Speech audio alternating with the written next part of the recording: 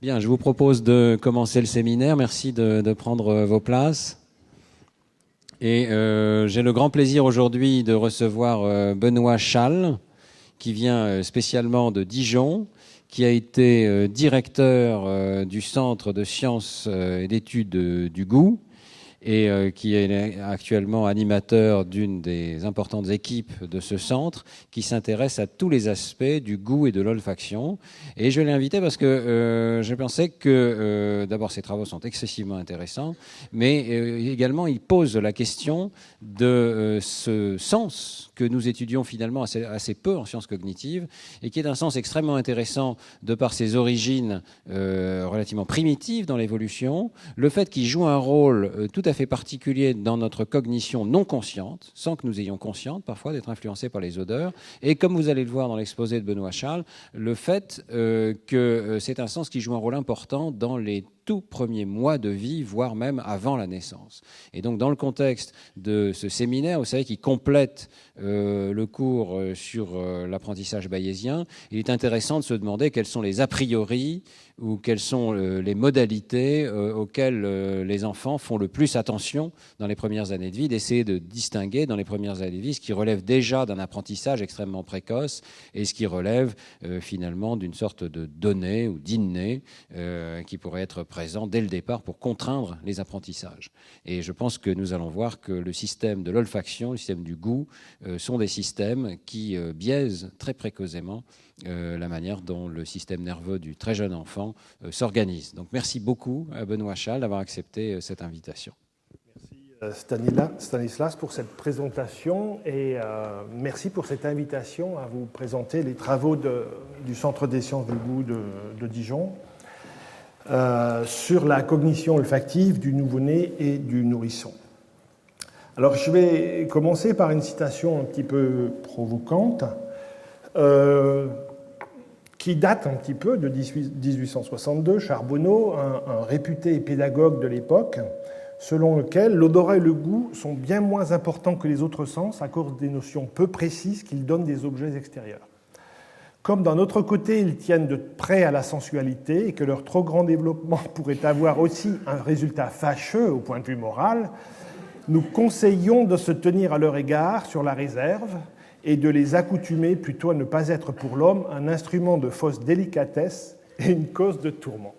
Donc difficile de défendre cette entrée sensorielle et cette entrée d'information dans un séminaire consacré à la cognition. Toutefois, les conceptions de l'olfaction, de la gustation, du toucher aussi ont beaucoup changé depuis 1860. Il faut dire à la décharge de Charbonneau qu'on était à l'époque de Broca, où Paul Broca avait décrit l'homme, l'avait classé parmi les espèces animales microsmates, dont l'organe olfactif était plutôt involué et donc était réputé ne pas avoir de fonction avérée. Bien sûr, Darwin est venu là derrière avec ses approches comparatives et Freud aussi un peu avec ses travaux sur la fonction olfactive dans ses relations avec la sexualité. Bien que Freud ait eu une attitude ambiguë vis-à-vis de l'olfaction en la minorant finalement dans son essai sur la civilisation et en disant que finalement notre élévation du substrat nous éloigne le nez des sources olfactives et donc le nez a sans doute perdu beaucoup de ses fonctions et a peut-être permis le développement social de notre espèce.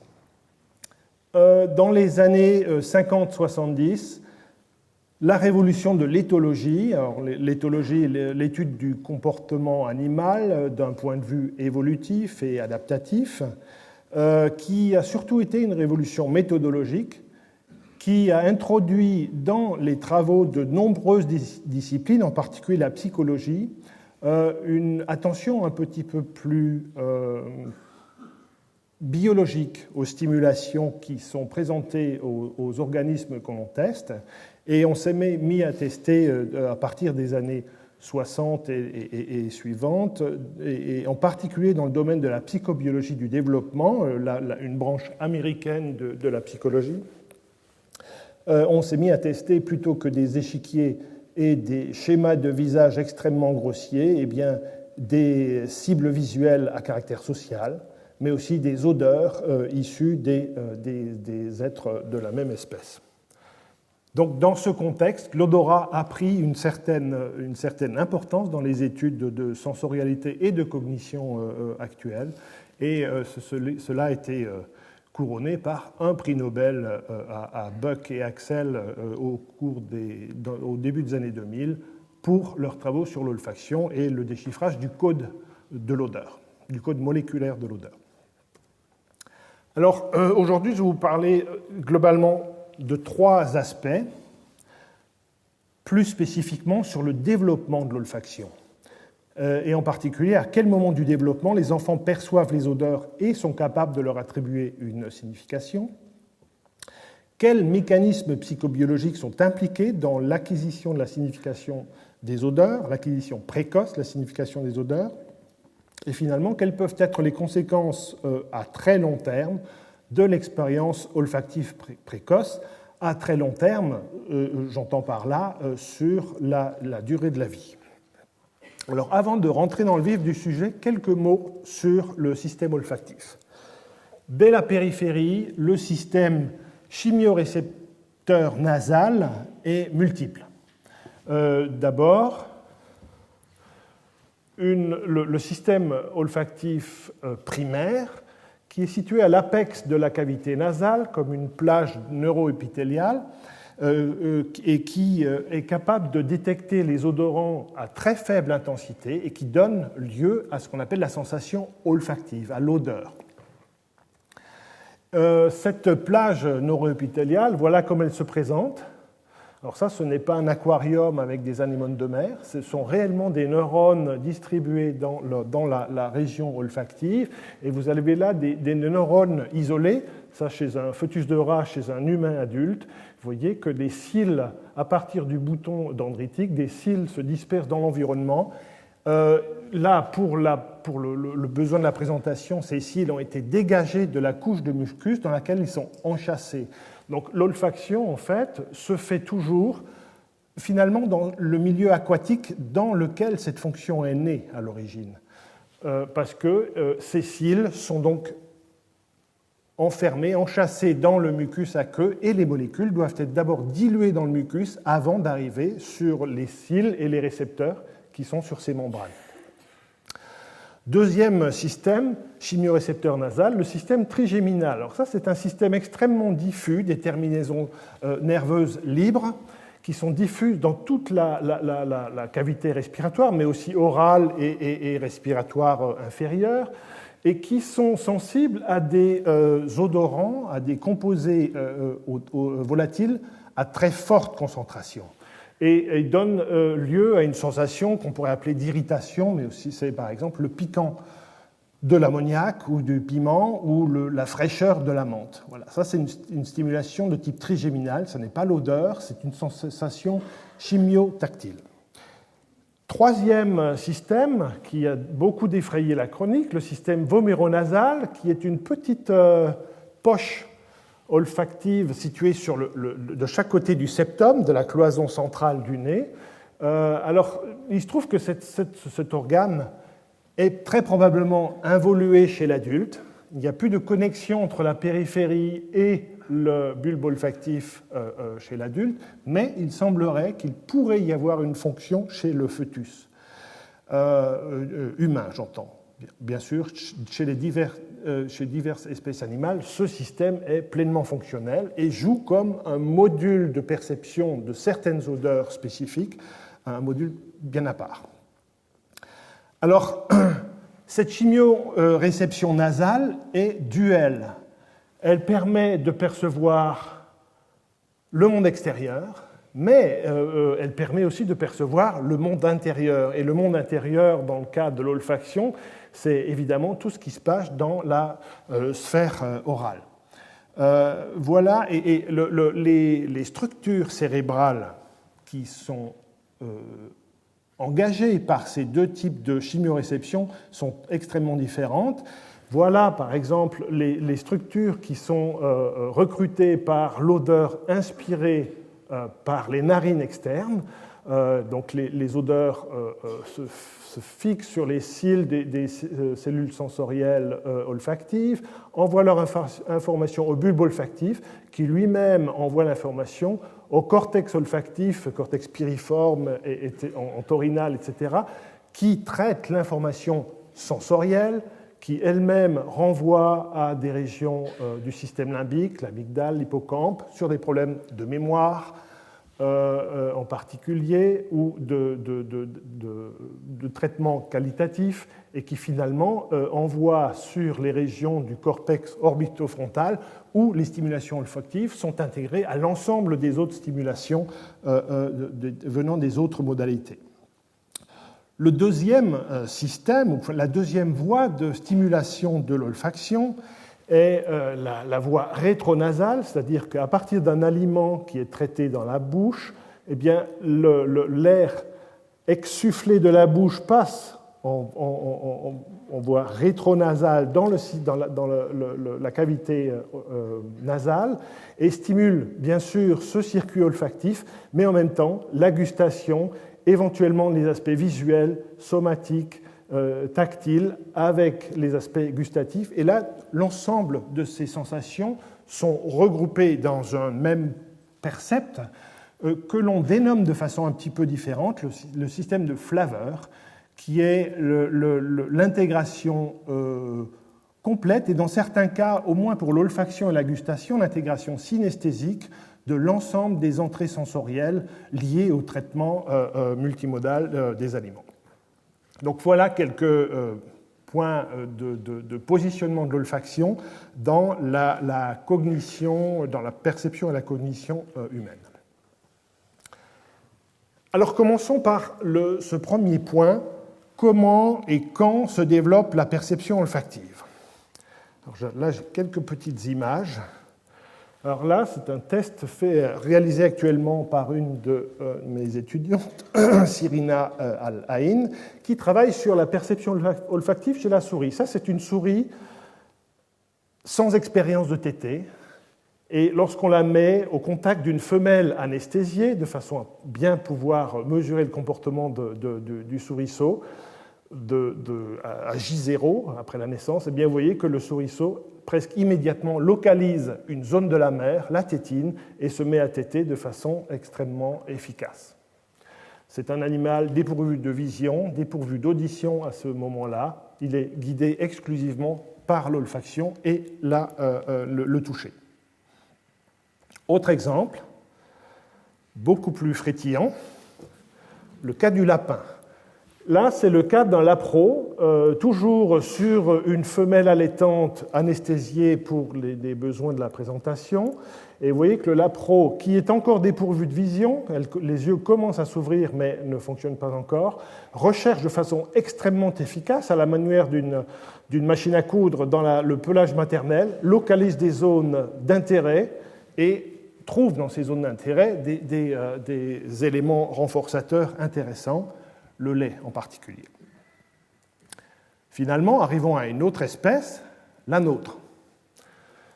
Là, c'est le cas d'un nouveau-né qui est exposé à un stimulus, c'est un nouveau-né de 3 heures, moins de 3 heures, est exposé pour la première fois à un stimulus odorant, et un collègue israélien, Jacob Steiner, a fait le test suivant, et finalement, ça montre à quel point, en ayant de bonnes stimulations et de bonnes questions, on n'a pas besoin forcément de techniques extrêmement sophistiquées pour arriver à des résultats extrêmement intéressants. Eh bien, vous allez être les sujets d'expérience, et la question a été, en présentant cette image, il a demandé aux personnes, un panel de juges, si l'odeur à laquelle était soumis cet enfant était plutôt agréable, désagréable ou neutre. Alors, à votre avis, est-elle plutôt agréable, désagréable ou neutre? Bon, l'agréable prédomine. Dans ce cas-là, plus ambigu. Dans ce cas-là, désagréable. Et dans ce cas-là, encore moins ambigu.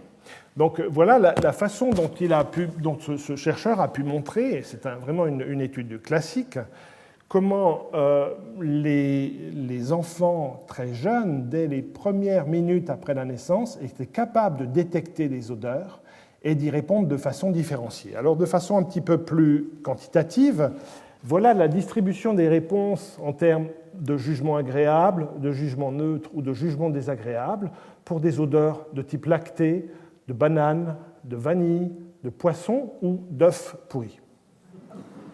Et vous voyez que très net, vos réponses reflètent un peu cette situation. Du côté des stimulations plutôt négatives, la lecture des mimiques faciales de l'enfant sont sans ambiguïté négative, alors que même pour des stimulations qui, pour l'adulte, sont réputées positives, eh bien, les réponses sont les jugements en fait, sont plus ambigus. Quoi qu'il en soit, certaines odeurs évoquent plus de jugements positifs que de jugements négatifs, très clairement. Donc, ce qu'on peut retirer de cette expérience, et de ces expériences aussi bien chez l'animal que chez l'enfant, et dans tout mon exposé, je passerai de faits mis en évidence chez l'humain et testés chez les animaux, ou de faits mis en évidence chez différents nouveau-nés animaux, pour voir si des phénomènes homologues existent dans l'espèce humaine.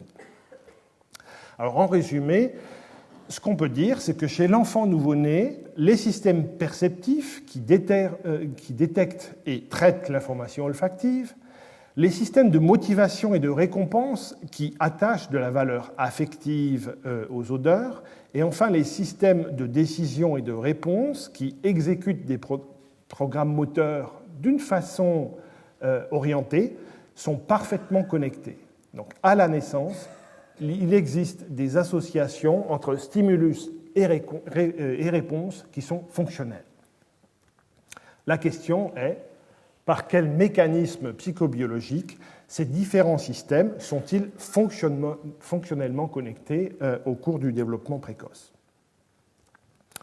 Alors, on revient. Voilà, on observe, peu après la naissance ou immédiatement à la naissance, des éléments de réponse que l'on interprète comme étant des liens fonctionnels entre un stimulus et une réponse. Et on se demande comment cette réponse, une réponse aussi répétable et aussi précoce, peut s'être mise en place. Alors, 3 possibilités. D'abord, une possibilité d'apprentissage extrêmement rapide, soit pendant le processus de naissance lui-même, qui est un processus de surstimulation du système nerveux néonatal, soit juste après, soit l'induction par l'expérience dans l'environnement prénatal, donc le développement progressif au cours de l'embryogenèse et de la structuration fœtale du système nerveux, de liens stimulus-réponse, soit enfin l'existence d'une prédisposition qui, bien sûr, elle aussi se développe, mais se développe de façon au moins apparemment indépendante des conditions de l'environnement prénatal. Donc, se développe comme l'expression d'un programme génétique ou d'une prédisposition résultant de l'évolution de l'espèce. Alors, nous allons prendre ces différents points et les suivre de façon progressive. Voyons s'il est possible que l'expérience prénatale induise de telles relations entre stimulus et réponse.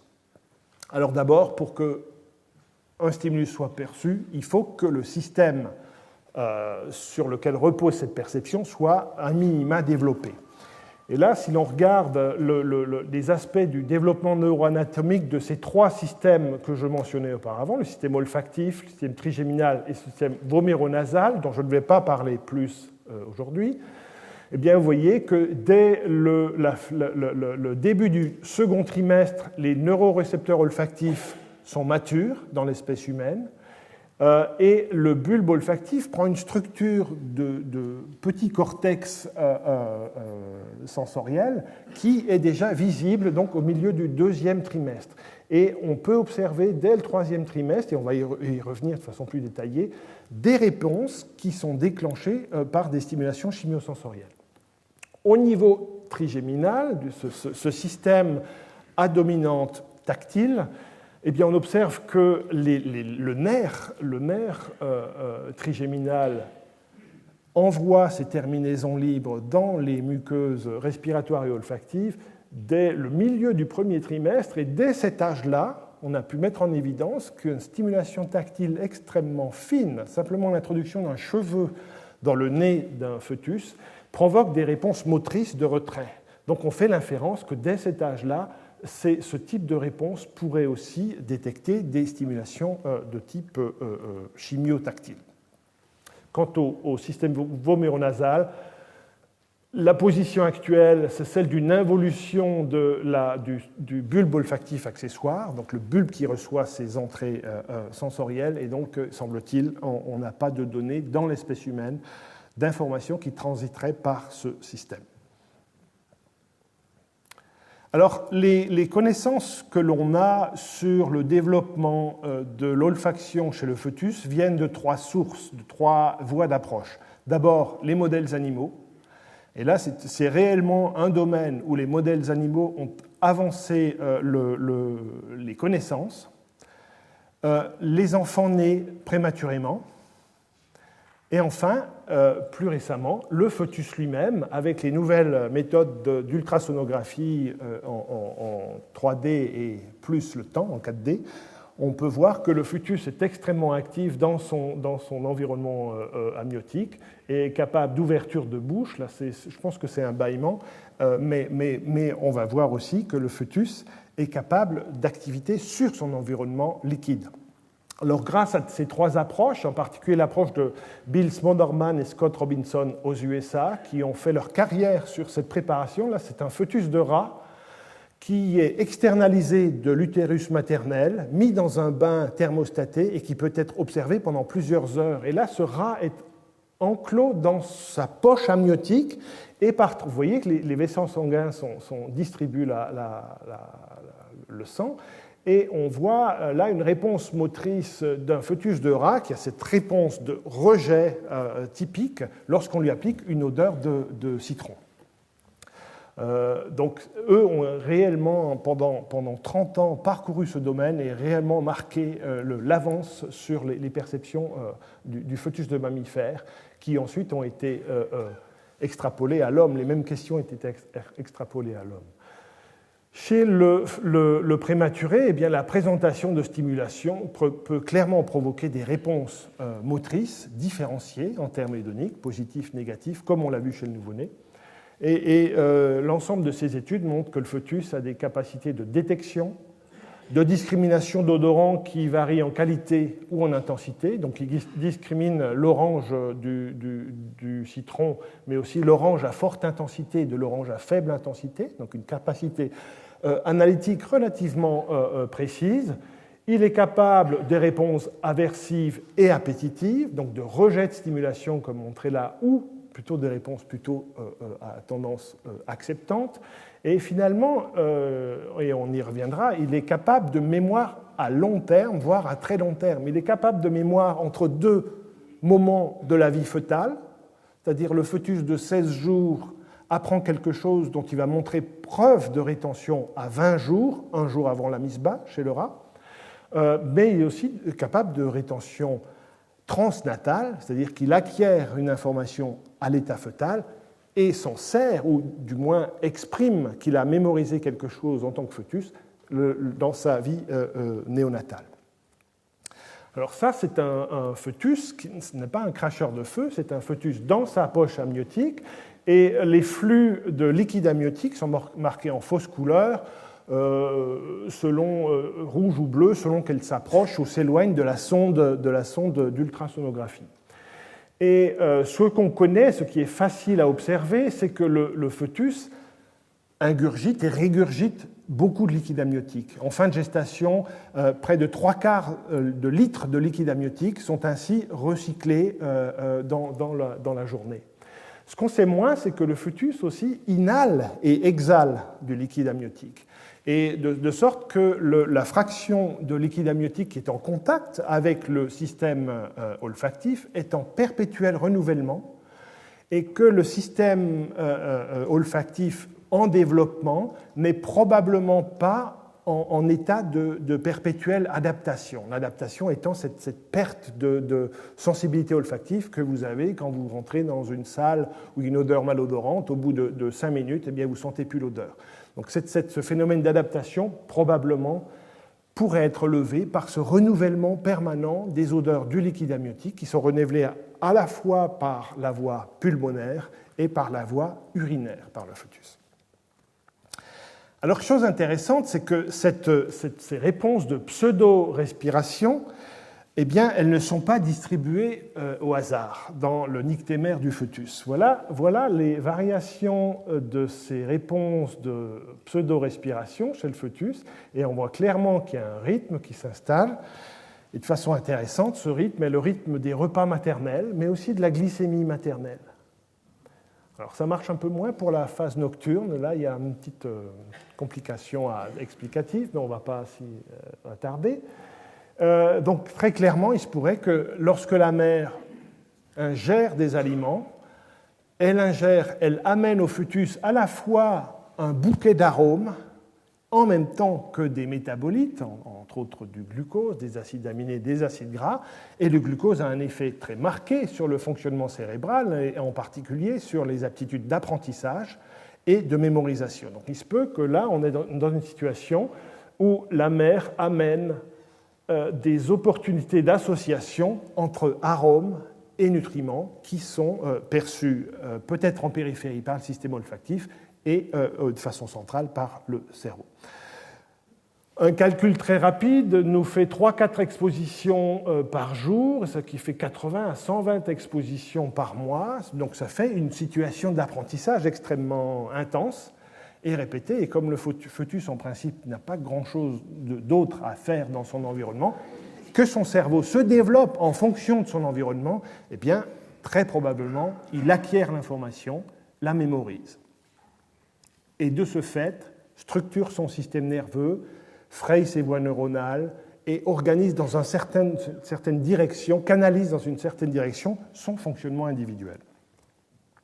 Alors voilà une liste non exhaustive d'arômes alimentaires dont on sait qu'ils sont transférés vers le compartiment fœtal et qu'ils affectent dans certains cas le comportement néonatal. Le cumin, le fenugrec, le curry, l'ail, le chocolat, la carotte, l'anis, la réglisse, la menthe. Bien sûr, aussi, d'autres éléments connus pour être très, très appétants pour les humains, la nicotine et l'alcool. Alors, vous voyez que les sources sont extrêmement variées. Nous avons essayé de faire une expérience qui visait à tester les capacités de mémoire néonatale pour une odeur que l'on demandait d'ingérer à des groupes de mères, 2 groupes de mères, une mère qui a accepté d'ingérer des aliments fortement odorisés à l'anis, donc bien sûr pastis exclus, et des mères qui n'ont jamais consommé d'anis. Donc cette expérience réalisée par Luc Marlier dans mon équipe, l'exposition a duré 10 jours, les 10 derniers jours de gestation des mères. C'est une période à laquelle le placenta est maximalement perméable à toutes sortes de stimulations, même à des très grosses molécules, voire parfois à des hématies. Et ensuite, on teste l'enfant à 2 moments. Un premier test à 3 heures pour tester rapidement, voir s'il y a un effet, puis ensuite à 4 jours pour éventuellement voir quel est l'impact sur la mémoire du fœtus. Alors voilà ce qu'on observe à 3 heures. Voilà un bébé auquel on présente une odeur d'anis. Ce bébé est issu du groupe témoin, qui n'a jamais été exposé à l'anis in utero. Et manifestement, si vous êtes juge, la réponse, vous la lisez comme plutôt négative, clairement. Par contre, un enfant exposé à l'anis in utero, exposé à une odeur de très faible intensité d'anis, manifeste des réponses d'appétence extrêmement claires à cette odeur.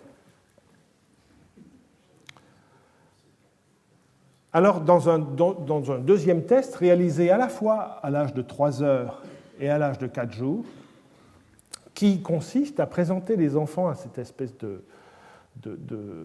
test de double choix, où on présente une stimulation d'un côté et l'autre d'un autre côté, et on leur présente deux stimulations, ici une odeur d'anis très diluée et un stimulus témoin.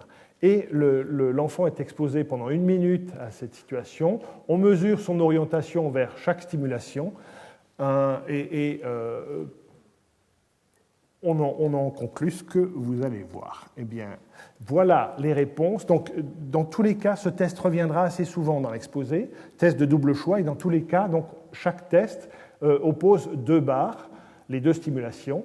Et là, vous avez les réponses des enfants exposés à l'anis in utero, qui montrent une orientation, une durée d'orientation vers le stimulus anis très nettement plus forte que vers le stimulus témoin, alors que les enfants non exposés à l'anis ne s'orientent pas de façon différentielle entre les 2 stimulations.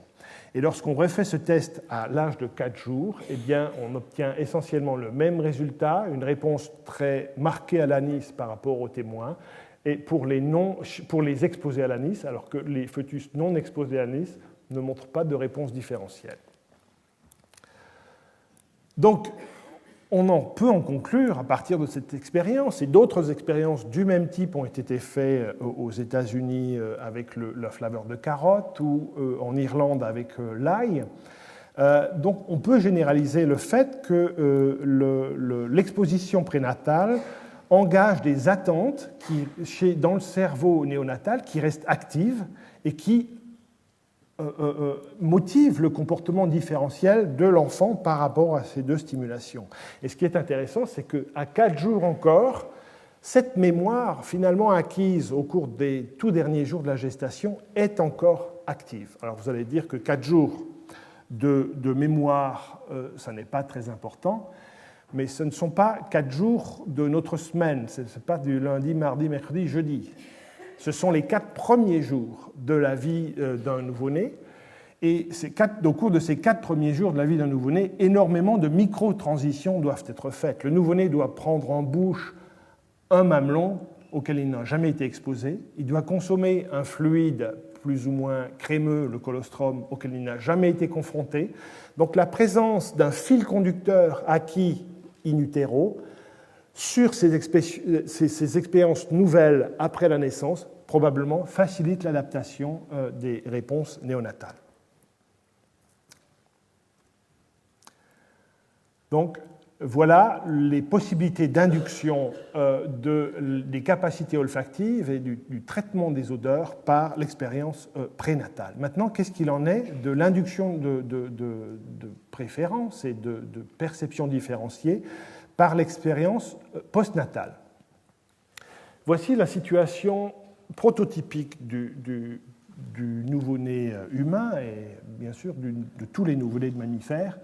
Ils sont exposés dans cette situation à l'ensemble des ressources sensorielles qu'ils apportent à la situation. Des stimulations tactiles et thermiques, des stimulations chimiques.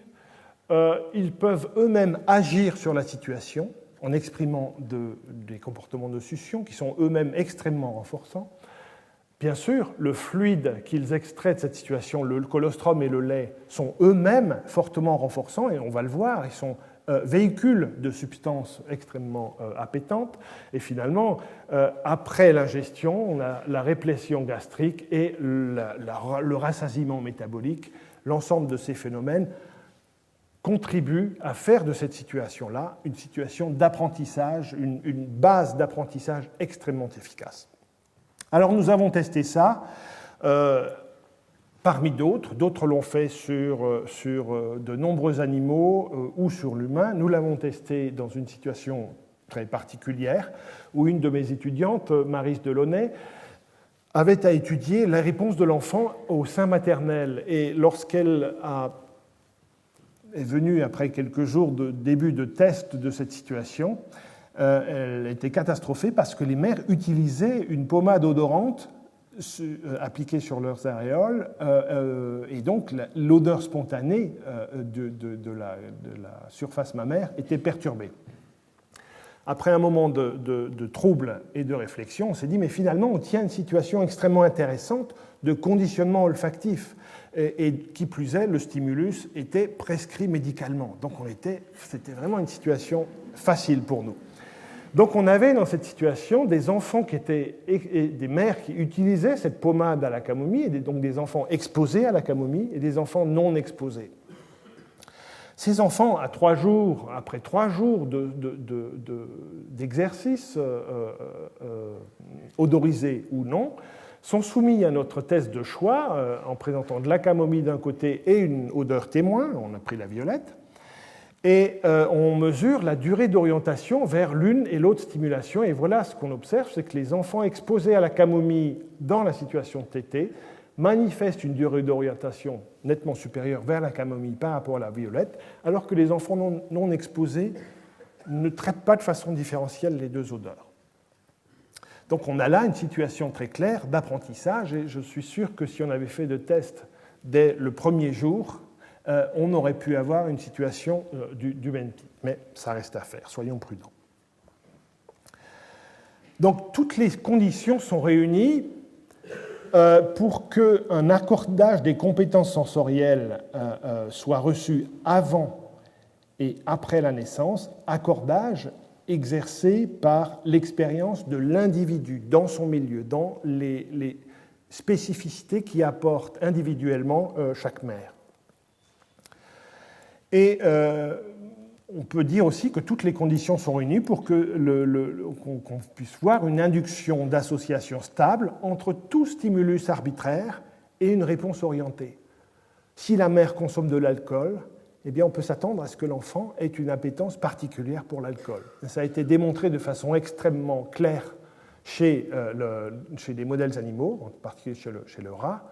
La réponse pour l'alcool de l'enfant exposé même de façon minimale à l'alcool in utero en fin de gestation est très forte.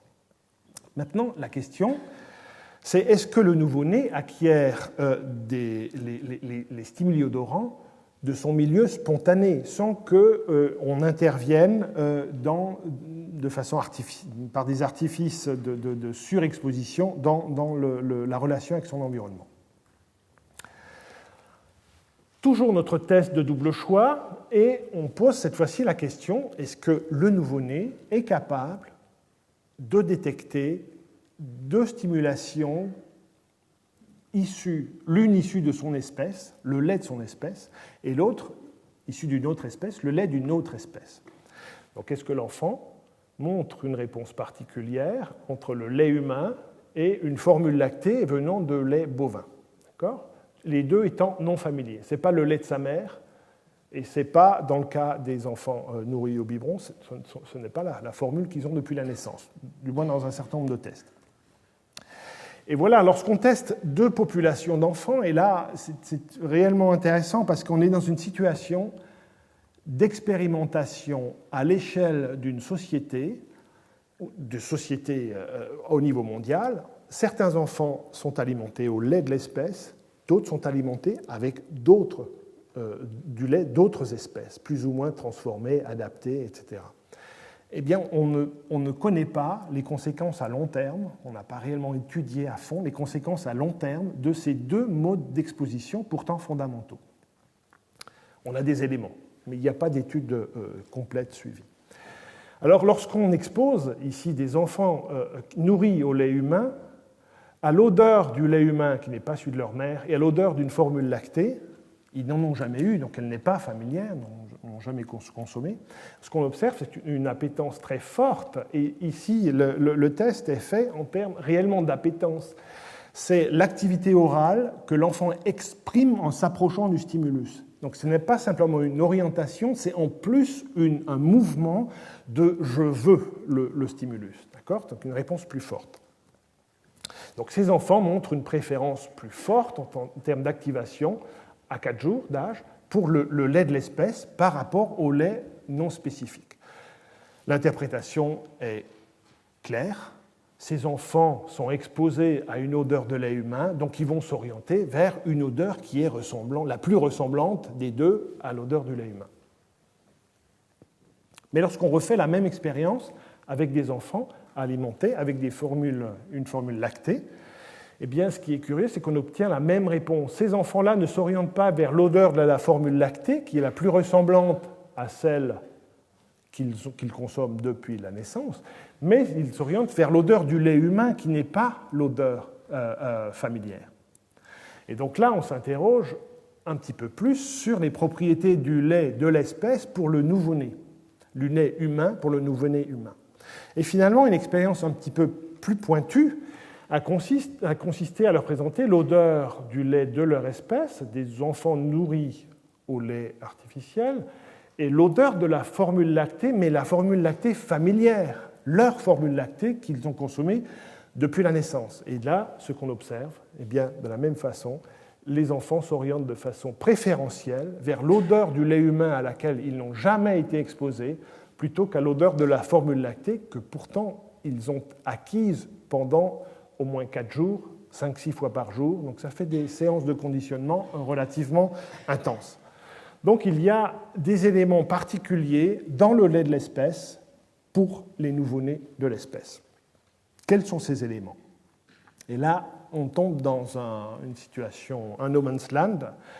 Le lait est un composé d'une complexité chimique, d'une complexité biochimique, physiologique considérable. Il n'est jamais dans un état stable. Il y a en permanence des mouvements, donc c'est très difficile de l'étudier dans l'espèce humaine. Donc on se tourne vers une autre espèce qui, vous allez le voir, a quelques correspondances avec l'espèce humaine, et c'est le lapin. Alors le lapin a ceci de particulier que c'est un animal qui, la femelle allaite ses petits une fois par 24 heures pendant 5 minutes. Donc un allaitement par jour, extrêmement court, sans doute lié au fait que le lapin est une espèce proie, donc elle se protège et en même temps elle protège sa progéniture en choisissant une stratégie de parentalité par l'absence plutôt que par l'hyperprésence, comme dans le cas de l'espèce humaine. Et donc cette grande rareté de la présence de la mère pour l'acquisition de la ressource lactée probablement génère des adaptations particulières, tant du point de vue de la mère que du point de vue du lapro. Alors voilà ce que fait un lapro lorsqu'on l'expose à cette situation où on fait buller un flux d'azote dans du lait très frais qui amène les volatiles, uniquement l'effluve du lait, et là vous avez cette sortie, et voilà la réponse du lapro à la sortie. Vous voyez que les quelques molécules que l'on fait évaporer du lait frais sont extrêmement appétantes et déclenchent le comportement de saisie d'un objet qui porte cet effluve. Avec ces images, nous sommes allés voir des collègues chimistes qui étaient des spécialistes du vin, en Bourgogne, vous savez, du vin, du fromage, etc., et qui avaient bricolé un appareil qui s'appelle un chromatographe qui permet de séparer dans le temps et visuellement dans l'espace des mélanges complexes, de sorte qu'en injectant un mélange complexe, cette fois-ci on prend l'effluve qu'on fixe sur un piège poreux, de façon à absorber toutes ces molécules. On injecte dans le chromatographe, qui est une longue colonne qui freine le déroulement du mélange, mais qui, à la sortie, par une intégration physique, vous donne cette figure où chaque pic est un composé volatile. Et ces collègues avaient bricolé ce chromatographe de façon à ce que 50% du flux qu'on injectait aille vers l'intégrateur physique qui donne le chromatogramme et 50% aille vers une sortie où, en général, on plaçait un nez humain, de sorte que le nez humain, l'humain, pouvait dire « Ah, là, attention, là, je sens de la rose, là, je sens la groseille, là, je sens la banane ». Ce qui fait que chaque pic pouvait être qualitativement identifié. Et en faisant passer 20 nez comme ça à la machine, on pouvait identifier et certifier que ce pic sentait la framboise et aller l'identifier, et donc comprendre quel composé odorant formait l'ensemble du mélange. Et leur idée géniale a été de dire, mais écoutez, ce qu'on va faire, c'est qu'on va mettre les lapros à la sortie. Et les lapros vont nous indiquer où, dans la jungle des pics, vont se situer les composés potentiellement actifs. Voilà la situation. Alors, il n'y a pas toute l'image. Ça, c'est la sortie du chromatographe. Et toutes les minutes, il fallait qu'il y ait une rotation parce que les petits lapros sont assez fatigables. Donc, vous allez voir une de ces rotations. Le chromatographe est en train de tourner. On présente un autre lapro. Et là, clairement, il y a quelque chose d'intéressant qui est en train de sortir du chromatographe. Le lapro se met à tenter de téter la machine, qui pourtant est à 40 ou 50 degrés, là, donc pas très attractive. Et ces réponses extrêmement précises, après avoir testé 900 lapros, voilà ce qu'on obtient. Voilà le chromatogramme, donc la composition chimique visualisée du complexe odorant du lait de lapine, du lait frais de lapine. Et voilà la distribution des réponses des lapros. Et les collègues chimistes ont identifié les pics chimiques qui étaient en regard des différents pics de comportement. Ça fait 21 composés. Et ces 21 composés ont été soumis au test chez des lapros. Et finalement, un seul de ces composés s'est révélé actif. Et voilà la réponse que donne le lapro à ce seul composé. Donc là, c'est un composé monomoléculaire, une substance pure. Le lapro se calme dans la main chaude de l'expérimentateur. On lui présente une baguette de verre imprégnée d'une goutte de ce produit et vous voyez que la réponse immédiate de l'animal est de tenter de saisir cet objet imprégné de l'odeur attractive. Et la situation exceptionnelle, c'est qu'avec un seul composé pur, parmi les 150 et quelques composés du lait de lapine, un seul reproduit le même comportement chez le jeune animal. Alors, contrairement à ce qu'on pourrait croire, c'est que ce n'est pas ce grand pic qui produit cette réponse, mais c'est ce tout petit pic. Et c'est un pic qui est réellement minimal, qui donne l'effet produit sur le nez humain est nul, l'humain ne le perçoit pas. Et le composé identifié, le 2-méthyl-2-buténal, voilà la molécule, c'est une très petite molécule. Et après quelques années de tests supplémentaires, eh bien, nous avons appelé cette substance phéromone mammaire de la lapine. D'abord parce qu'elle est un composé unique, c'est une molécule extraite d'un mélange qui a un impact extrêmement fort. Ensuite, elle est propre à l'espèce. Lorsqu'on teste des chats, des souris, des rats, voire même des lièvres, les nouveau-nés ne répondent pas. Et c'est une situation qui ne dépend d'aucun apprentissage. La substance n'est pas présente dans le milieu amniotique, elle n'est pas présente dans le sang de la femelle gestante, donc en principe elle n'est pas présente dans l'environnement du système qui se développe. Alors est-ce qu'il serait possible que des mécanismes du même type existent dans notre propre espèce ? Un autre de mes étudiants, Sébastien Doucet, a travaillé sur la structure de l'aréole et du mamelon de la femme allaitante, et il a pu montrer que chez un grand nombre de femmes, l'aréole était équipée d'un certain nombre de glandes, qu'on appelle les glandes de Montgomery, qui sont spécialement activées et dont le fonctionnement est renforcé au moment de la lactation, jusqu'à émettre de façon extrêmement visible une sécrétion. Et il s'est proposé de prendre cette sécrétion et de la mettre sous le nez des bébés, un peu comme avec des lapros. Et ce qu'il a observé, c'est que cette sécrétion déclenche des réponses orales encore plus fortes que le lait humain.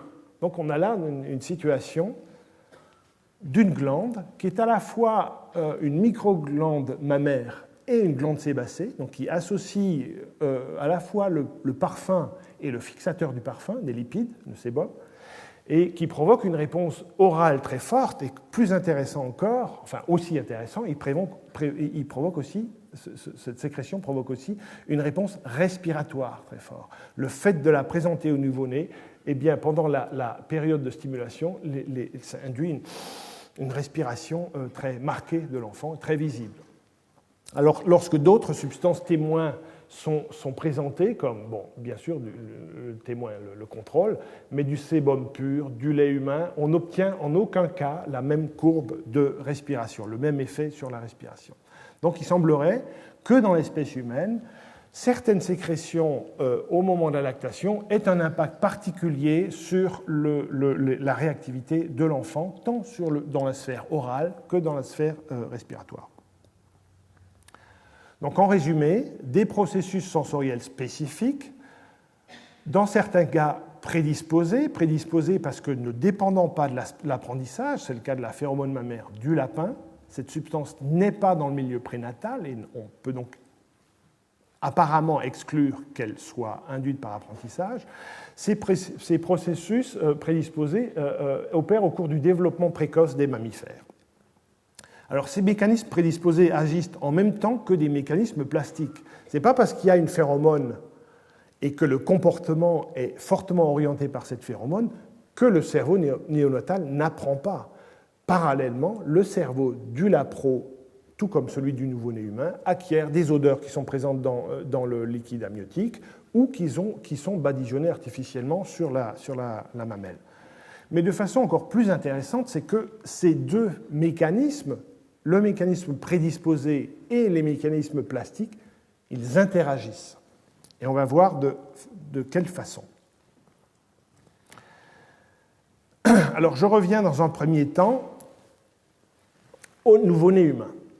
Ça, c'est une représentation imagée, colorée de ce qui se passe, de l'expérience olfactive qu'a le nouveau-né humain au moment de la naissance et des premiers jours. Il est dans le liquide amniotique, il passe dans le colostrum, qui a une certaine ressemblance avec le liquide amniotique, on va y revenir. Et puis ensuite, l'engagement de la lactogénèse, un changement de composition du lait très net. Lorsqu'on expose, toujours dans notre test de double choix, des nouveau-nés de 2 jours, dans le 2e jour, à l'odeur de leur liquide amniotique et à l'odeur du colostrum, eh bien, les nouveau-nés ne montrent pas de réponse différentielle. Lorsqu'on refait la même expérience, toujours avec l'odeur de leur liquide amniotique et l'odeur du lait du 4e jour, après l'engagement de la lactogénèse, on a une situation de préférence pour le lait. Donc on a là une situation où le lait d'une équivalence avec le milieu prénatal devient préféré. Donc un apprentissage qui se met en place. Le cas des nouveau-nés nourris au sein. Qu'en est-il chez les nouveau-nés nourris avec du lait artificiel? Eh bien, la situation est complètement différente. Dans la situation où on les expose au test de liquide amniotique par rapport à leur lait artificiel, eh bien, dans le 2e jour, les petits restent rivés majoritairement du côté du liquide amniotique. Et le 4e jour, eh bien, ils restent toujours orientés vers l'odeur du liquide amniotique. Ce qui ne veut pas dire que l'odeur du lait artificiel est répulsive. Lorsqu'on fait un test où on oppose l'odeur du lait artificiel et de l'eau, ils s'orientent vers l'odeur du liquide artificiel. Mais dans cette situation, ils sont capables de dire, eh bien, je préfère mon liquide amniotique à l'odeur du lait que j'ai pourtant consommé depuis la naissance. Donc on a là une situation où il y a un apprentissage qui ne se fait pas, ou qui se fait probablement à un temps différent. Alors, comment peut-on interpréter ces deux situations, celle-ci, apprentissage positif, et celle-ci, apprentissage qui ne se fait pas entre le fluide prénatal et le fluide postnatal? Eh bien, 2 possibilités. Le fait d'être exposé à une transition progressive, c'est-à-dire avoir un petit peu de changement tous les jours, ou à chaque tétée un petit peu de changement, de sorte qu'il y ait de la nouveauté, mais qui est avec un rappel à ce qui est connu, ou alors une transition abrupte pour les enfants exposés au lait hétérospécifique. Et cette transition abrupte peut en elle-même expliquer ce non-apprentissage ou cette progressivité plus longue qu'il faut pour apprendre. On n'a pas mesuré plus loin. L'autre explication, c'est que chez les petits nés de l'espèce, eh bien, il y a des facteurs biochimiques de renforcement qui sont propres à l'espèce et que le nouveau-né de l'espèce peut détecter, mais qu'il ne peut pas trouver dans le lait hétérospécifique. Et là, on revient à notre lapin. Alors, juste un rappel, voilà la situation, l'effet déclencheur de cette phéromone mammaire. Vous l'avez vu dans la situation où on présentait une baguette et le composé pur. Là, vous voyez dans la situation collective. Ça, c'est une femelle de lapine artificielle, avec 4 spots imprégnés de cette phéromone mammaire. On la descend au-dessus des petits qui sont prêts à téter, donc à 23h55. Et vous voyez là ce qui se passe en fait sous une femelle de lapin. La stimulation que provoquent les petits est d'ailleurs importante pour la lactation de la femelle elle-même. Donc vous voyez que les petits, ça les excite complètement collectivement. Donc ça, c'est l'effet déclencheur de cette substance. Et lorsqu'on mesure cet effet déclencheur de la naissance au sevrage, qui intervient à 30 jours, eh bien, ce qu'on observe, c'est qu'il y a une chute progressive de l'activité déclencheuse de la phéromone.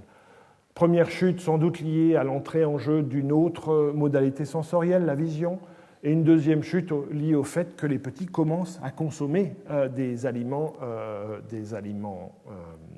solides, non lactés.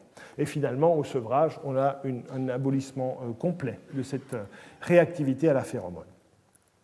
Donc cette odeur, ce système perceptif de stimulus-réponse n'est actif que pendant la période où il est adaptatif, et même pendant une période finalement relativement courte. Mais ce système a un autre impact.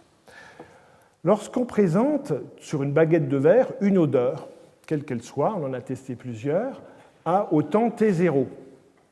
D'accord ? On représente une odeur pendant une dizaine de minutes. Et ensuite, 24 heures plus tard, on reteste, on représente sur la baguette l'odeur et on mesure le pourcentage de l'APRO répondant. Pas d'évolution. Lorsqu'on refait le même test, cette fois-ci, on expose l'APRO à l'odeur A, la même, mais additionnée d'un soupçon de phéromone mammaire, et qu'on refait le test pour l'odeur seule 24 heures après, eh bien, on a une situation d'apprentissage extrêmement important de cette odeur, et de telle sorte qu'elle ne se différencie pas elle-même de la phéromone mammaire. En quelque sorte, une odeur associée à la phéromone devient elle-même phéromone-like. Donc on est dans une situation où cette phéromone mammaire non seulement déclenche un comportement immédiat, mais a un effet, est un agent d'apprentissage et est une espèce d'agent de magnification de l'apprentissage associatif. Métaphoriquement, on pourrait dire que cette phéromone agit comme le sucre dans notre cas. Si on met une odeur avec du sucre, eh bien, l'odeur devient attractive. Et chose intéressante, c'est que cet effet renforçant de l'odeur ne fonctionne que dans les 4 premiers jours. Si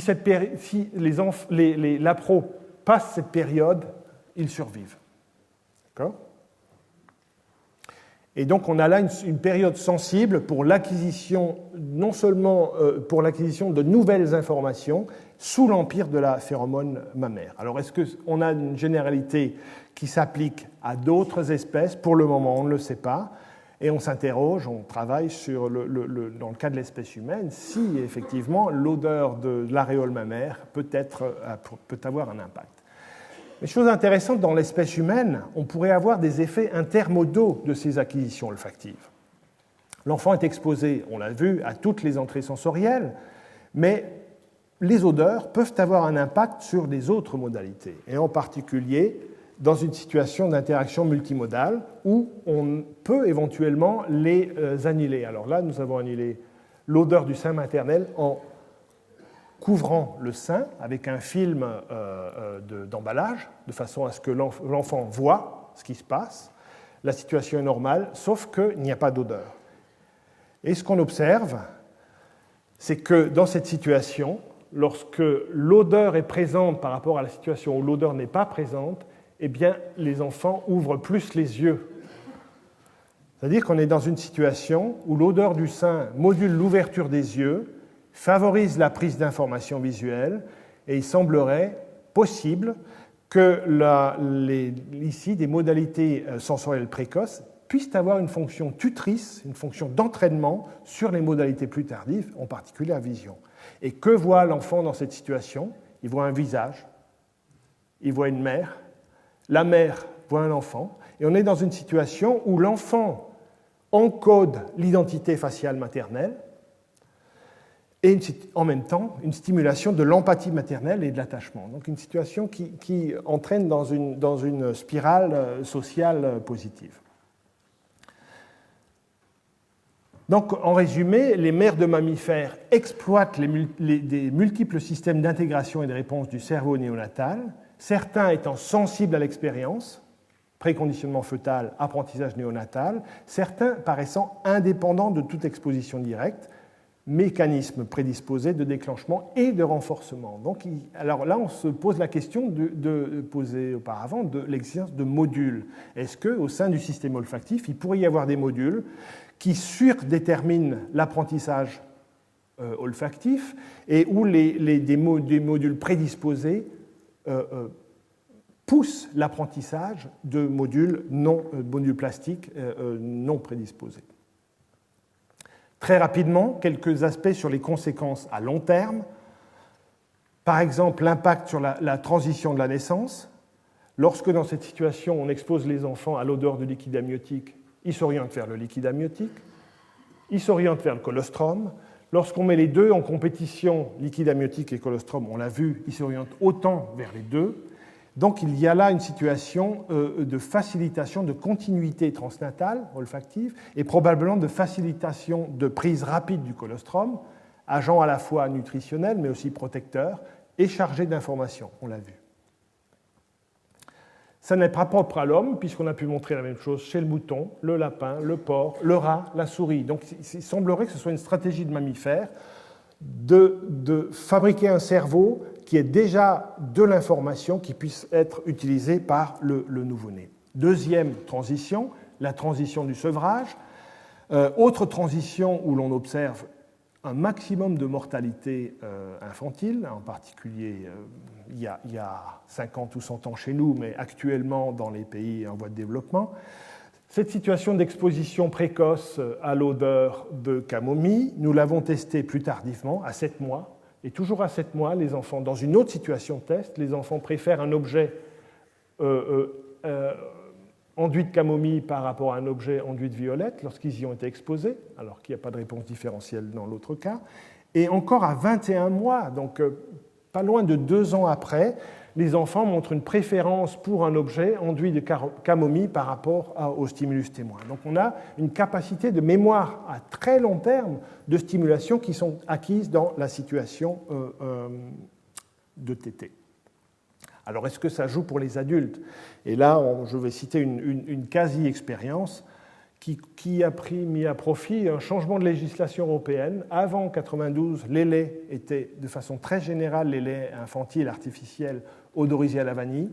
Après 1992, interdiction. Donc les enfants nourris au biberon avant cette date ont été surexposés à la vanille, alors que les enfants nourris au sein ont été relativement moins exposés à la vanille. Et ces auteurs ont eu une idée assez astucieuse, c'est de présenter à un groupe de personnes dont on connaissait l'histoire d'allaitement à 2 stimulations, l'un porteur d'une note de vanille, l'autre non, des ketchup, c'est-à-dire des stimulations où on n'attend vraiment pas qu'il y ait une note de vanille. Et voilà la réponse. Voilà la réponse des adultes, donc vous voyez, moyenne d'âge 28 ans, des adultes qui ont été surexposés à la vanille pendant la lactation, eh bien, ils préfèrent le ketchup vanillé par rapport au ketchup standard, alors que les enfants nourris au sein, les adultes nourris au sein préfèrent le ketchup standard. Alors, pour conclure, quelques points. D'abord, le cerveau néonatal répond et intègre les odeurs répond aux odeurs et intègre les odeurs par plusieurs mécanismes. Certains sont expériences dépendants et dépendent de couplage entre stimulus et réponse plastique.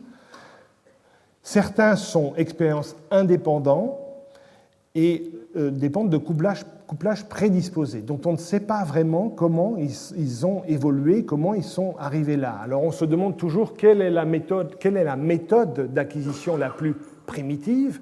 Est-ce que c'est finalement la transparence par la plasticité, la transparence par rapport à l'environnement, ou le fait d'avoir un ajout prédisposé au système nerveux?